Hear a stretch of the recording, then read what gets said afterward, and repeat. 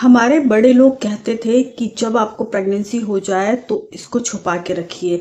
क्या हम लोगों को भी ऐसा करना चाहिए कि हमारी जब प्रेगनेंसी हमको कंफर्म हो जाए तो हमको चुप रहना चाहिए, हमें किसी को नहीं बताना चाहिए? ये कब तक करना चाहिए और हमें क्यों नहीं बताना चाहिए? क्या वो लोग कहते थे इसके पीछे कुछ कारण है, या फिर ये एक ओनली मिथ है, या सिर्फ और सिर्फ ये अफवाह है?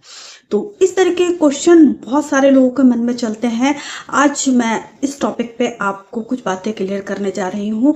हो सकता है आपकी जो मन में उत्साह है, जो आप जानना चाहते हैं, उसका सॉल्यूशन आपको इस वीडियो में मिल जाए। अगर आप वीडियो को पूरा देखेंगे तो आपको पूरी जानकारी मिलेगी। अधूरा ज्ञान आपके लिए नुकसानदायक हो सकता है, इसलिए कि आप पूरा वीडियो देखिए और इसमें कही हुई बातों को फॉलो कीजिए और जो मैं बताने जा रही हूँ उसको अच्छे से समझिए। हेलो एवरीवन, स्वागत करती हूँ मैं आपका। बहुत बार आपने सुना होगा अपने से बड़े लोगों को कि अगर आप प्रेग्नेंट हैं तो आपको नहीं बोलना चाहिए, किसी के सामने नहीं एक्सप्लेन करना चाहिए, ना आपको अपनी प्रेगनेंसी को बहुत जल्दी एक्सप्लोर करना चाहिए। इसका क्या कारण है? क्या ये ऐसी बातें हैं कि ये अफवाह है, कि इसके पीछे कुछ कारण है? तो देखिए, एज अ डॉक्टर मैं आपको भी यही रिकमेंड करूंगी कि पहले अगर आपको प्रेगनेंसी आपकी क्लियर हो जाती है या इस तरीके के आपको लक्षण फील होते हैं, या आपने किट में टेस्ट कर लिया होता है, आपको वो 2 मैजिकल लाइनें दिख जाती हैं, तो आप अपनी प्रेगनेंसी को थोड़ा अपने घर वालों तक ही सीमित रखिए, बाकी लोगों को नहीं बताइए। इसका कुछ कारण ये हो सकता है कि बाय चांस को आपको आपकी प्रेगनेंसी अगर हेल्दी नहीं है और वो हट जाती है, बाय चांस को ये 3 महीने जो होते हैं उसमें आपके मिसकैरेज के चांस बहुत रहते हैं। बाय चांस अगर एग और स्पर्म हेल्दी नहीं हुआ, मिसकैरेज हो गया, तो फिर आप इस तरीके का सामना लोगों से कैसे करेंगे? तो इस कारण से क्या है, आपको अभी स्टार्टिंग के दिनों में नहीं बताना चाहिए, क्योंकि इसमें क्या है, आपको भी अनकंफर्टेबल फील हो सकता है। तो आप क्या है, कुछ बातों का ध्यान रखें। मैं आपको आज बताने जा रही हूँ कि क्यों मना करते हैं, क्या कारण हो सकते हैं कि आपको इस तरीके की बातें नहीं करना चाहिए। सबसे पहली बात तो आपको हर चीज़ के लिए कंफर्टेबल हो जाना चाहिए।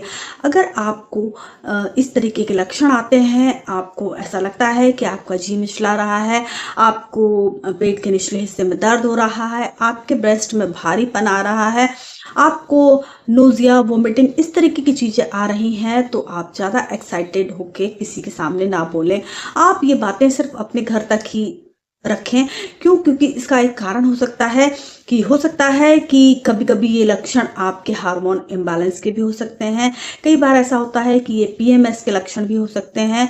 हो सकता है आपको 2 4 10 दिन ऊपर आके आपका पीरियड आ जाए और आपके हार्मोन इम्बैलेंस के कारण आपको ये फील हो रहा हो। आप ज़्यादा एक्साइटमेंट में और सबके सामने अनाउंस कर दें कि आप प्रेग्नेंट हैं, और इस कंडीशन में आपको थोड़ा एम्बैरस फील हो, तो इसके लिए आपको क्या है कि आपको कुछ दिन वेट करना चाहिए। दूसरी बात क्या है कि आपको हमेशा इस बात का ध्यान रखना चाहिए कि आपको अच्छी क्वालिटी का प्रेगनेंसी किट ही इस्तेमाल करना चाहिए। कई बार क्या होता है कि हम किट में यूरिन प्रेगनेंसी टेस्ट करते हैं, लेकिन अगर किट की क्वालिटी खराब हो, ज़्यादा दिन रखी हुई हो, तो क्या होता है कि हम टेस्ट करते हैं तो उसमें भी 2 आपकी लाइनें पॉजिटिव वाली आ जाती हैं, लेकिन आगे जाके आपको पता चलता है कि आप प्रेग्नेंट है ही नहीं।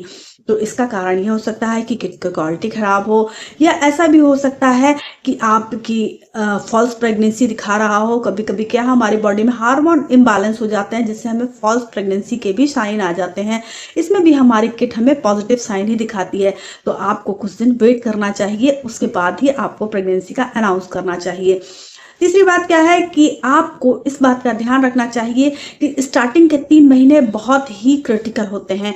उस दौरान ही आपको उसको अपना सबसे ज़्यादा ध्यान रखना होता है, और आपको ये 3 जो स्टार्टिंग के महीने होते हैं उसमें आपकी प्रेगनेंसी बहुत ही रिस्की भी होती है, क्योंकि सबसे ज़्यादा मिसकैरेज का खतरा इसी दौरान होता है। क्योंकि कभी कभी क्या होता है कि आपको हो सकता है कि आपने अपना लाइफ स्टाइल अच्छे से नहीं फॉलो किया, इस कारण आपका मिसकैरेज हो गया। कभी कभी ऐसा होता है कि 2 ढाई महीने हो जाते हैं, उसके बाद भी मिसकैरेज हो सकता है। क्योंकि ऐसा होता है कि कभी-कभी जो नेचर होता है उसमें अगर एग और स्पर्म हेल्दी नहीं होगा तो नेचर क्या है उसको खुद ही अबॉर्ट कर देती है। आप लोगों को खुद पता नहीं चलता और आपको ये गिल्ट हो जाता है। लोग बाग आपसे क्वेश्चन करते हैं, आपको बोलते हैं कि देखिए हमने ऐसा बोला था, आपको ये ख्याल रखना चाहिए, आपने इसका ख्याल नहीं रखा, आप बहुत ज़्यादा घूमते हैं, आप बहुत ज़्यादा ट्रैवल करते हैं, तो आपको क्या है इसमें अजीब सा फील हो सकता है, आपको एम्बैरेंस फील हो सकता है, आपको अच्छा नहीं लग सकता है। तो आप ये कोशिश करें कि अपनी प्रेगनेंसी को थोड़ा हाइड करके रखें, क्योंकि अगर आप 3 महीने तक अपनी प्रेगनेंसी को सुरक्षित रखते हैं तो आपकी प्रेगनेंसी मोस्टली 99% अच्छी हो जाती है, सेफ हो जाती है। इसके साथ साथ कभी कभी क्या होता है कि हम ज़्यादा किट से टेस्ट करते हैं हम और हमारी यूरिन प्रेगनेंसी टेस्ट पॉजिटिव आ जाता है।